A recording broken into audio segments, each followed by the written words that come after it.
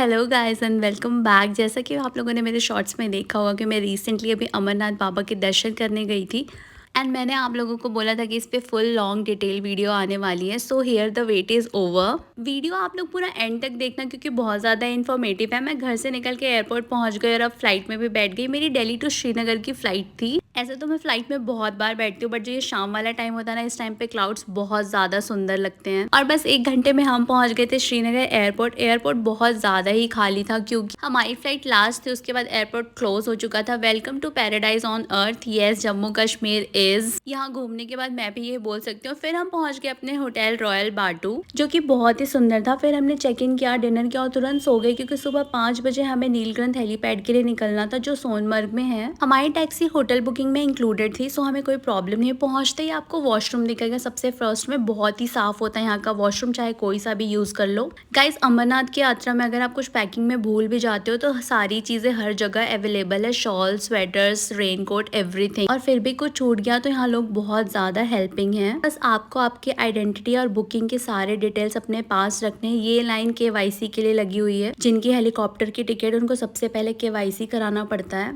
और सबसे ज्यादा टाइम आपको इसी में लगना है। इस टाइम वो आपकी आइडेंटिटी मांगेंगे, आप कितने लोग हो, फिर आपका बायोमेट्रिक होगा। केवाईसी फॉर्म मिलने के बाद ही आपको हेल्प डेस्क पे आइडेंटिटी कार्ड मिलेगा। सब लोग यहाँ पे केवाईसी फॉर्म लेके लाइन में लगे। ये आइडेंटिटी कार्ड आपको पूरे यात्रा के दौरान अपने गले में लटका के रखना है। गाइस, लग रहा था यहाँ पे कोई बहुत बड़ा एग्जाम चल रहा है, नीट वगैरह का। केवाईसी होने के बाद और आइडेंटिटी कार्ड गले में लटकाने के बाद मैं पहुंच गई फल खाने, क्योंकि मैं बिना कुछ खाए पिए ही दर्शन करने वाली थी, सिर्फ फ्रूट और पानी पे। देन नेक्स्ट स्टेज आपका ये है जहाँ पे आपको एंट्री मिलेगी आपके स्लॉट के हिसाब से, बट अभी हमारा आया नहीं था इसलिए हम बाहर में खड़े थे। उसके बाद आपके identity card, ticket and KYC check करके आप यहाँ पे बैठोगे थोड़ी देर के लिए। जिसका जो स्लॉट होता है वो उसी में जाते हैं। सुबह 6 से 9, 9 से 12 ऐसे 3-3 घंटे के स्लॉट्स होते हैं। फिर फाइनल स्टेज आप यहाँ पे आ जाते हो। यहाँ पे आपको बोर्डिंग पास मिलता है जिसके ऊपर आपका नंबर लिखा हुआ होगा। वो पर्टिकुलर नंबर की अनाउंसमेंट होगी तभी आप जा सकते हैं। एक बार में हेलीकॉप्टर में 6 लोग जा सकते हैं और आपकी फैमिली मेंबर का नंबर अलग भी हो सकता है, सो इसमें टेंशन की कोई बात नहीं। शिफ्ट वाइज करके आप लोग पहुंच जाओगे। हेलीकॉप्टर की ड्यूरेशन नेट 7 मिनट्स,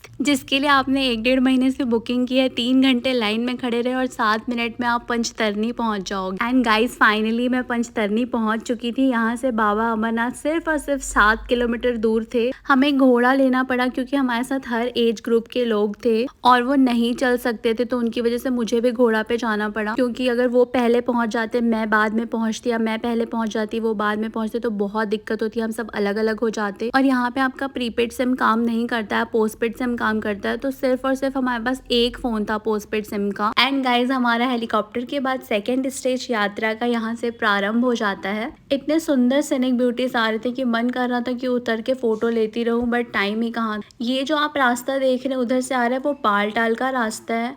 भाई, रोड बहुत खराब था। लोग बता रहे थे कि 2 दिन पहले बहुत तेज बारिश हुई थी और ये आप जो देख रहे हैं ये बर्फ जमी हुई थी। बर्फ के कारण बहुत ज्यादा ठंडी लग रही थी, इतनी चुभन वाली धूप में भी। गाइस, हम नॉर्मल यात्रा पे जाते हैं तो बहुत थक जाते हैं, फिर तो ये अमरनाथ बाबा के दर्शन थे।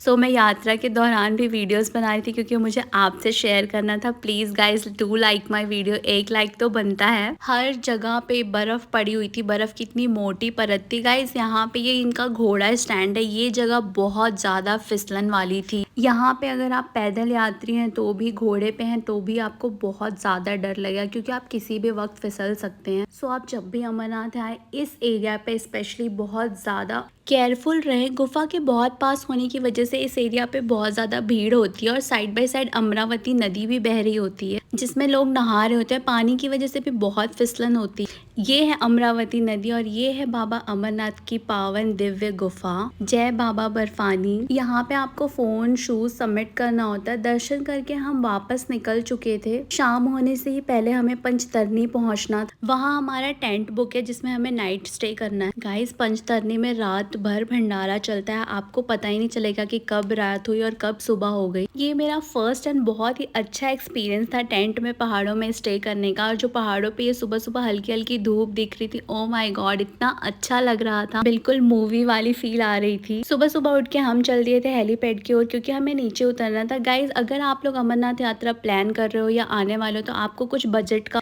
आइडिया मिल जाए, नॉलेज हो जाए, सो दैट आप लोग अकॉर्डिंगली प्लान कर सको। आप लोग इसका स्क्रीनशॉट ले लेना, ये वेरी भी कर सकते हैं। मेरी फ़्लाइट दिल्ली टू श्रीनगर की थी। अगर आप साउथ से आ रहे हो तो फिर फ़्लाइट के चार्जेस ज़्यादा। आप होटल कौन सा ले रहे हो, कैसा स्टे कर रहे हो। हेलीकॉप्टर की प्राइस मैंने एग्जैक्ट लिखी है, आप लोग मेरे टिकट पे देख सकते हैं। ये लोग मुझे ऐसे क्यों घूरे, इन्हें कैसे पता चल गया कि मुझे लूज मोशन हो रहा है। गाइस मैं मेडिसिन लेने जा रही थी क्योंकि मेरी तबीयत खराब हो चुकी थी। इसका पार्ट 2 भी बहुत जल्द आने वाला है। So do like share and subscribe. Bye, love you.